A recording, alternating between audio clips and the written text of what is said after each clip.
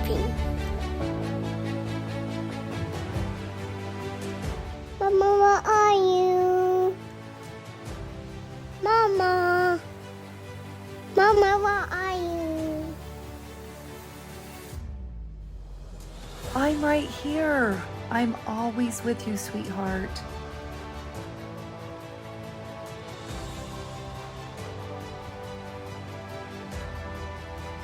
Oh, hold me, Mama. I love you.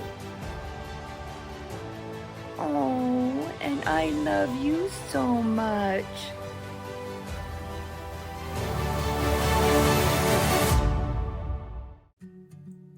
Welcome on further discussion about the feminine divine heavenly mother.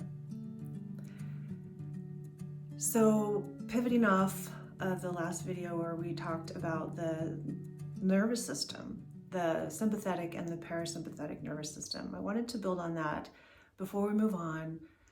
And first of all, revisiting the sympathetic nervous system, which is our fight, flight, freeze, fawn, and how we need that nervous system. Even though it can feel uncomfortable, overwhelming, sometimes it can be hard to shut that off, even dial it down. And so again, that's the intention of this video today.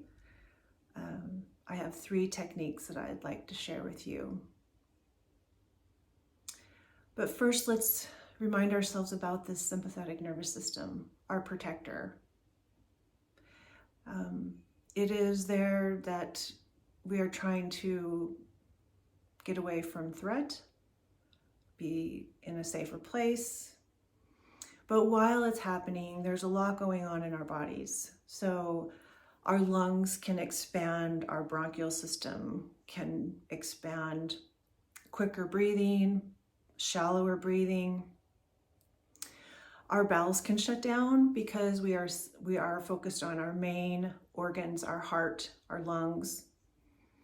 Our pupils can dilate. We can get this weird sense of goosebumps, like if you've ever had goosebumps when you're hiking and getting dehydrated. Our bodies are telling us like warning light going on. We can sweat more even if we're not super mobile, because this system can get activated by a phone call. This system can get activated by an interaction with another person at work, in any group situation, a family member, a friend, a stranger, a perceived close call and then driving in a car or a plane. So we don't have to be moving for this to happen. We know that there's a part in our brain called the amygdala. And when our sympathetic nervous system is activated, the amygdala sends distress signals to our hypothalamus in our brain, activating the nervous system by sending signals through the autonomic nerves to the adrenal glands. And these glands respond by pumping the hormone epinephrine, also known as adrenaline, into the bloodstream. So there's a lot going on. And our bodies can get flushed with heat. It can actually feel like shock is going through our bodies, like a electrical shock. So there's a lot going on. And you know, it is part of our bodies that do protect us. But the difference between some other animal creations, like my dog, who can get her sympathetic nervous system signaled and then walk around in 5 seconds and shake it off. You've probably seen that with dogs or other animals. They literally just shake and it's gone. How we wish we could do that. Ours can be much more complicated, with a lot of other factors figuring in. How long we've had the stress, how recurrent it is, how multifaceted it is, how alone or companioned we were when we experienced our stress. And it can also be perceived, because if we perceive something like this happening, it is happening, right? So oftentimes you might hear couples talking about driving. And the one driving was like, hey, it's perfectly fine. Why are you reacting so bad or so intensely? And the other person was like, I just saw my life flash before me and you're doing it a lot. And it's, and so there's a lot of issues there. Trust comes in and, if our basic needs are being met when the stress comes in, because that can intensify. There's just so many factors that we know about. So how do we get this once the threat is gone and we know in our minds that I really wish I could relax? Well, let's look into that today. So I wanted to introduce 3 pretty simple ways to do that, and you might have heard of them. Let's check it out. So the first one is called bilateral stimulation. So in its natural forms, certainly most people have already done this. It's anything that's activating one side of the body and then the other side, right? And so you can get this through walking.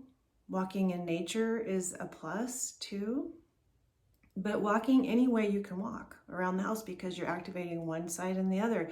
And it might seem pretty basic, but you think about somebody that's a spinal cord injury and how they're now having this artificial intelligence and these machines that people are actually starting to be able to take steps. I saw a story about someone being able to climb stairs the other day very slowly, but from going to a non-functioning system to being able to do that. We can appreciate the complexity. Also, if you've had an infant and seen them go from total dependency to running around, and then you kind of shrink that time frame and you think, wow, that is pretty amazing. So there's power in the simplicity, but I want to teach you a couple ways that you can do it that aren't just instinctual. So biking, hiking, kickboxing, dancing, all of this activates it. So that's all good. So the more activity like that, the better. But what if we're in a chair in a meeting and our anxiety is high, where perception-wise or legitimately there may be dynamics going on where we don't feel real safe or protected. We're feeling a little off, a little threatened, maybe a little anxious. So you can do it with your hands, right? So this is literally communicating one side of the brain to the other. It's a way to soothe. It's creating an electrical activity between both sides of the brain. So this helps with processing emotion and emotional regulation. But if you're like me, I'm probably not going to do this in a meeting. But what I might do is cross my arms and do it with my hands when I'm crossing my arms. No one can see. Or I could do it with my feet. Bring one set of toes up and then the other, right? Or I could have my hands on my lap and tap one leg and then the other. And you can see the repetitive motion of even how a mother rocks a baby. You can see the back and forth repetitive motion. Or how often have we seen a mom do this? How often have we seen a baby placed in a grandma's arms or an auntie's mom's, and it's just the automatic. Probably have no idea they're doing it, but it's this back and forth. So our instincts have taught us that, but we can also pull that skill out and use it. So find different ways that maybe I haven't suggested. There's all different ways. Okay, so bilateral stimulation. The next one I want to talk about is called a butterfly hug method. So you've probably heard that any hug with someone that you want to be in the hug with for 20 seconds activates oxytocin, which is our bonding hormone. So I think when I hear this, I think, oh, I gotta seek this out and be a little more intentional about getting hugs. So we can do that when we have someone that we want to hug, but what about when we don't? So the thing of the butterfly hug is hands on shoulders, some pressure, and feeling that pressure and that self-hug for 20 seconds or however long you want to do that. So this can also lower blood pressure, decrease heart rate, tap into that soothing hormone. It's a way to also just pause and honor yourself. And because these videos are about getting closer to the feminine, divine, Heavenly Mother, what if we pictured her in the hug? What if it wasn't just us? What if we allowed her in the hug too? And that oxytocin and that bonding hormone is activated with us and the feminine divine. Okay, the last one that I'm going to talk about is called auditory grounding. So this is also something you've probably done instinctual. It is a technique, but it does come instinctual. So I learned about this after, I think, my second baby before the third, and then I used it even more. So auditory grounding, when it happens particularly with infants that we can draw from it, you might remember holding an infant, doing the rocking, often the patting, right? Patting. And then the sound comes in. And if we think about it, we're like, no, I mean, I might have sung to my babies, but what about more of just like a tone, like a soothing tone? And oftentimes the tone will sync up with whatever tone the baby's making auditorily. So it can sound, and usually it's very quiet by the ear, so it's not like other people are really noticing, but it's often like a and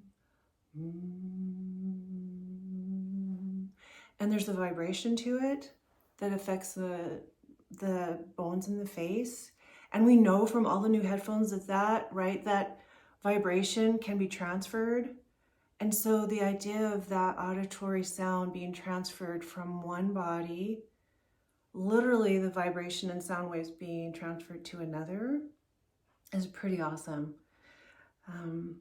You wonder about heavenly choirs and soothing that goes on when we're praying and meditating, if that has a component to it. So, like with babies, another form of auditory grounding can happen when practicing prayer. If we pray out loud, maybe when we're in the car. Of course, it's happening when we're singing and when we join voices. But also with the practice of yoga. I remember practicing yoga I've practiced now for probably 25 plus years. And I remember teachers saying, if you want to chant or, we can say Om 3 times, and that would be a little self-conscious. And then I realized the power of tones matching up, different people's tones matching up. And so I got to the point where I was watching one video in my home doing it, and I got to the point where I was predicting her tone when she would say Om, Om. And after a couple of months of doing this, I could come out with the same sound before the teacher. And just even over video, the power of that resonating together. So that auditory grounding is something that we can gift to other people But maybe also it's a self-soothing thing. Maybe we hear a song and we join in with not even the words, just the tone, as that tone transfers from our body down into our heart center and other parts of our body. So yeah, those are the three methods. So we talked about bilateral stimulation, when we can do it in the open, very private. People have no idea. We talked about the butterfly method, 20 seconds with someone else or ourselves, or the feminine divine. And we talked about auditory grounding. So just 3 ways to experiment with self-soothing, inviting that parasympathetic system to come back to the driver's wheel, to the driver's seat, and also position our hearts for communing with our Heavenly Mother, our feminine divine, and her outside of us and her